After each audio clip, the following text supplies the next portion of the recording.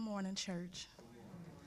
The text for my meditation is coming from the book of Numbers, chapter 14, verses 1 through 4.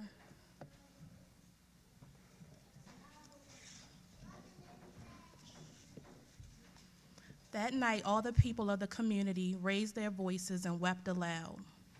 All the Israelites grumbled against Moses and Aaron, and the whole assembly said to them, "If only we had died in Egypt or in this desert. Why is the Lord bringing us to this land only to let us fall by the sword?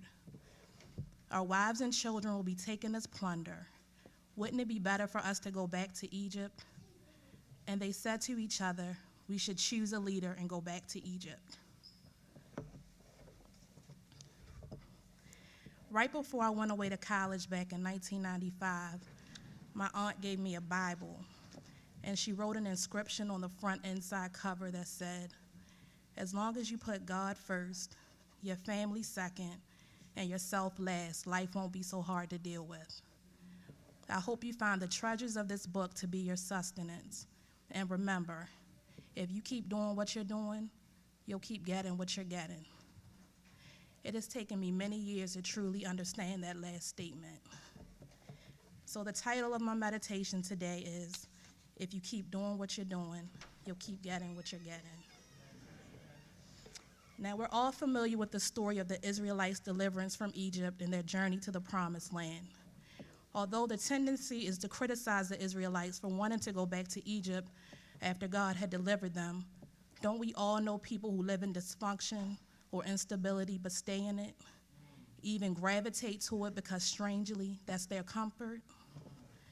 Don't we all know people who, even after God answers their prayer for a change in their circumstances, are drawn back into the very same drama they just got out of? That was me. By the time I was headed to college, I had already been through a lot of turmoil because of poor choices and disobedience.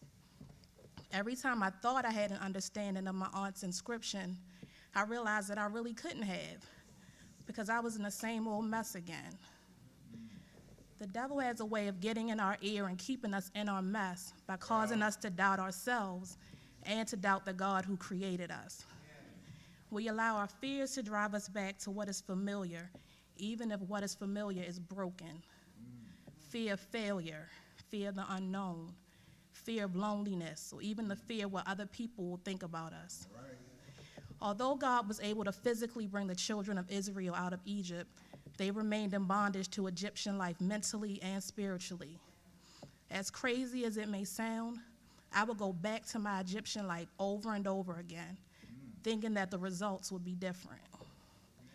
Even in my spiritual walk, I've been half-stepping for a long time, just doing the bare minimum out of fear, and then expecting the Lord to bless me abundantly, to move like he's never moved before. But how is he supposed to move in my life like never before if I'm still serving him the same way I've been serving him for years? Thinking that going to church, reading my Bible occasionally, and watching television evangelists was enough. Sure, it's enough if I wanted to keep getting what I was getting.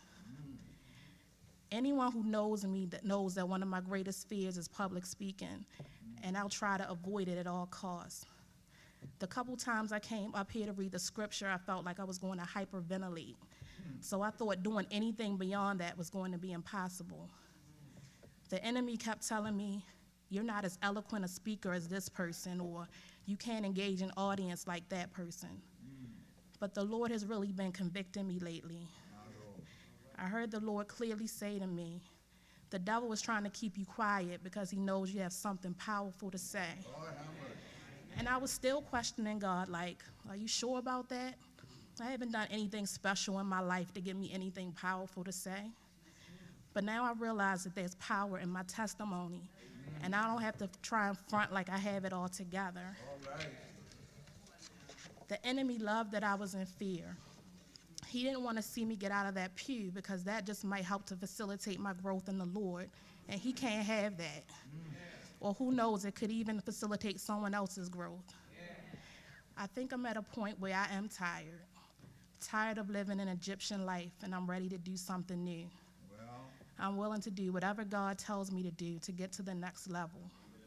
I'm not going to worry anymore about whether my nervousness causes me to stumble over my words. I'm not going to worry about whether someone in the congregation is silently picking me or my message apart, or even if I go tumbling down these steps as I'm leaving the pulpit. Those are the kinds of trivial things that I worried about before, things that were preventing me from serving God. But I made up my mind that I'm going to do something different. I'm going to serve him like I've never served him before, so that I can get beyond status quo. If you keep doing what you're doing, you'll keep getting what you're getting. I think I'm finally starting to understand. I took my first step today by facing one of my fears. I pray you'll do the same.